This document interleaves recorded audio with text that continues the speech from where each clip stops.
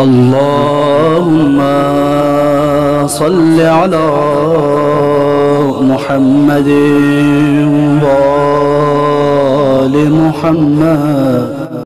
بسم الله الرحمن الرحيم.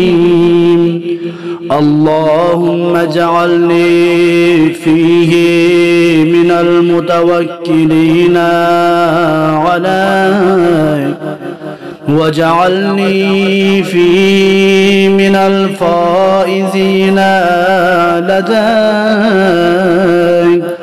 واجعلني فيه من المقربين إليك بإحسانك يا غاية الطالبين.